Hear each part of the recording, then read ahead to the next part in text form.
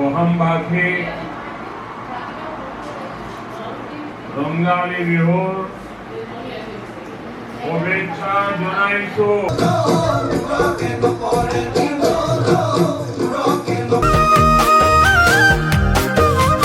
এতিয়া আমি main world ৰেকৰ্ডটো চাব গৈছোঁ হয় না আজিয়ে হ'ব। How are you, the beautiful people of Assam? How are you today? Good. My name is Rishi Nath. I am the official adjudicator for Guinness World Records headquartered in London. We do a quick countdown for the dance to begin. So 5, 2, nothing. 3, 2, 1.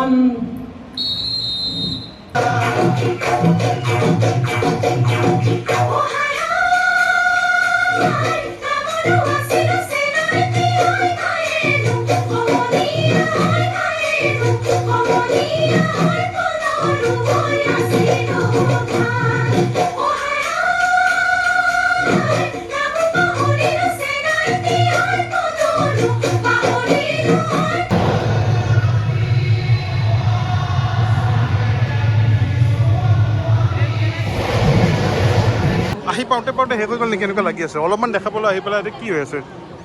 ভাল আৰে বাপৰে বাপ বা আৰে বাপৰে বাপ চবে বাচ্চাক এৰি পেলাই আহিছে বিহু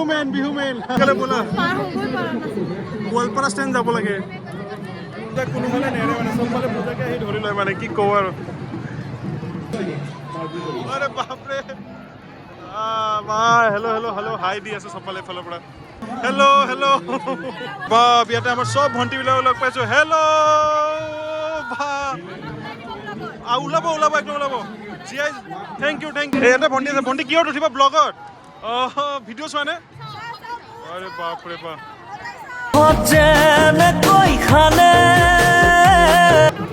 মাৰা কিয় নোৱাৰিব যিমান আছে চব ইয়ালে বাপৰে বাপ হ'ব গৈছে ধুলিয়াৰ ৱৰ্ল্ড ৰেকৰ্ড মানে নাচনীৰ ৱৰ্ল্ড ৰেকৰ্ড হৈ গ'ল এতিয়া ধুলিয়াৰ ৱৰ্ল্ড ৰেকৰ্ড হ'ব ইয়াতে পুৰা পিছফালে ধুলিয়া ইয়াতে কাউণ্টিং হ'ব তাৰপিছত ধুলিয়াৰ ৰেকৰ্ড ষ্টাৰ্ট হ'ব আমি সেইটো চাবৰ কাৰণে আহিছোঁ আমি ইয়াতে ৰখি আছোঁ সঁচাকৈ এনেকুৱা ভাল লাগিছে আপোনালোকক বুজাব নোৱাৰোঁ অসমবাসী ৰাইজ আৰু অসমীয়া হিচাপে ইমান গৌৰৱ ন আজি কি ক'ম মানে কেনেকুৱা অনুভৱ কৰিছোঁ ভাষা নাই কথা ক'ব ইয়াতে চাওকচোন কিমান ধুলীয়া আছে মানে বাপৰে বাপ অ' মাই গড 11,304 বাপৰে বাপ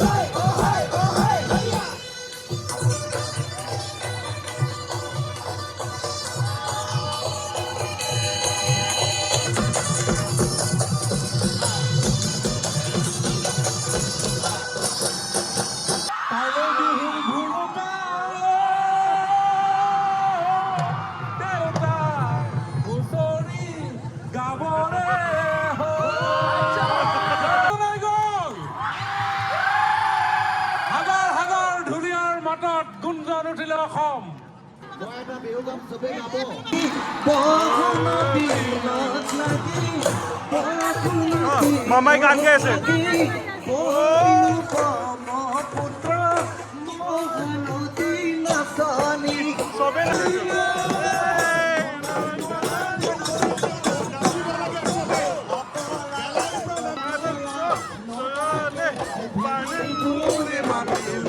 মামাই চবকে মাতিছে নাচিবৰ কাৰণে চবে নাচি আছে ইয়াতে বাপৰে বাপ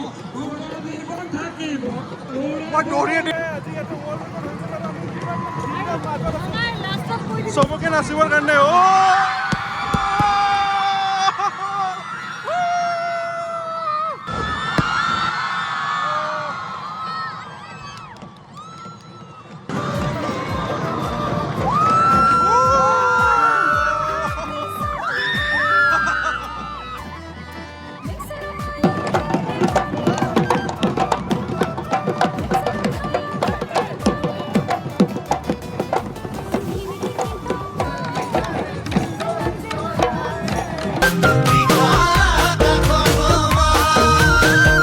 তামোলো নহলো পানী দেখুৱাবলে চৰাইও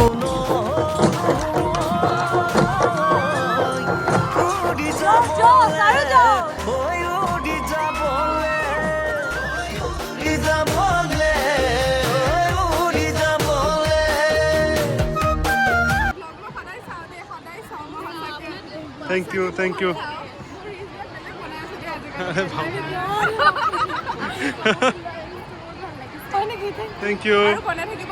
একদম তোমালোকে সাপোৰ্ট কৰি যাবা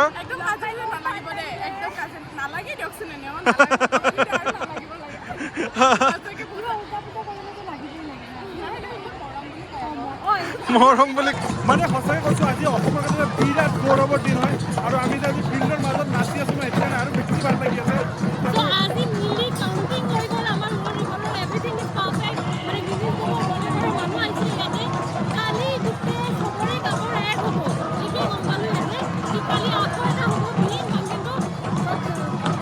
PM আহিব সবে বৰ্তমান সকলো বস্তু হৈ গ'ল বন্ধুসকল এতিয়া আমি ওলাই আছোঁ পুৰা ভাল লাগিব আৰু বহুত ভাল লাগিছে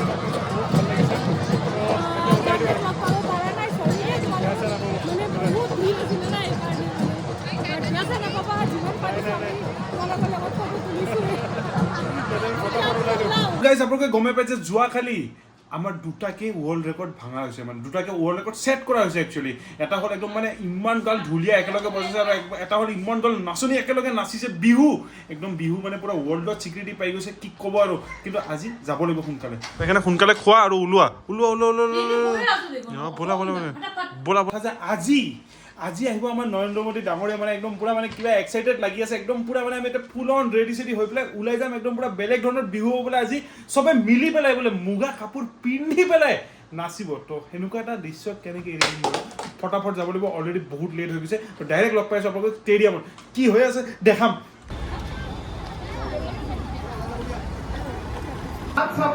প্ৰধানমন্ত্ৰী ডাঙৰীয়াক আদৰণি জনাম প্ৰচণ্ড হাত চাপৰিৰে থিয় হৈ পেলাই সকলোৱে নিজৰ নিজৰ জায়গাত থিয় হৈ প্ৰধানমন্ত্ৰী ডাঙৰীয়াক আমি বিহুৰ শুভেচ্ছা জনাম জোৰেৰে আৰু থিয় হৈ বিশ্বৰ সৰ্বাধিক জনপ্ৰিয় নেতা আমাৰ আদৰৰ প্ৰধানমন্ত্ৰী শ্ৰী নৰেন্দ্ৰ মোদী ডাঙৰীয়াসকল বিধায়কসকল অসমৰ বিভিন্ন স্থানৰ পৰা অহা মোৰ পিতৃ মাতৃ ভাতৃ ভগিনী যুৱক যুৱতী বন্ধু বান্ধৱীসকল আৰু অভিলেখ সৃষ্টিকাৰী আমাৰ অতিকে মৰমৰ বিহু আৰু বিহুৱতীসকল পুৱাই অসম আৰু উত্তৰ পূৰ্বাঞ্চলৰ বাবে এইমছ গুৱাহাটী উদ্বোধন কৰি উত্তৰ পূবৰ ৰাইজক কৃতাৰ্থ কৰিছে শ্ৰদ্ধা ৰাইজ অলপ সময় পিছতেই ঐতিহ্যমণ্ডিত ৰংঘৰৰ পুনৰ নিৰ্মাণকে আদি কৰি উত্তৰ পূব সীমান্ত ৰেলৱে অসমৰ পৰা বাবে প্ৰস্তুত কৰা 100 এগুৰি আঁচনিৰ উদ্বোধনীৰে প্ৰধানমন্ত্ৰী মোদী ডাঙৰীয়াই অসমৰ উন্নয়ন আৰু বিকাশৰ যাত্ৰাত এক নতুন দিগন্তৰ সূচনা কৰিব অসমবাসী ৰঙালী বিহুৰ শুভেচ্ছা জনাইছো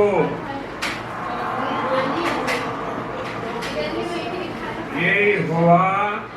মুহূৰ্তত আপোন লোকলৈ আন্তৰিক অভিনন্দন জ্ঞাপন কৰিছো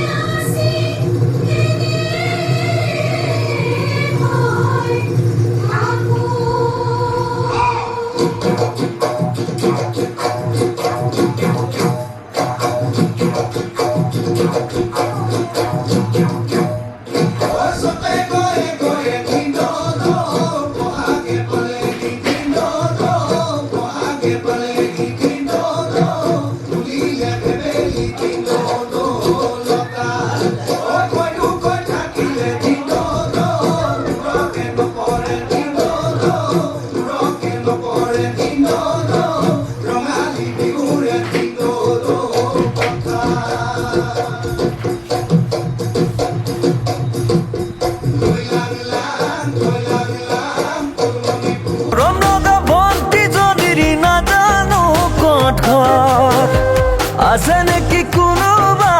তোমাৰ মৰমত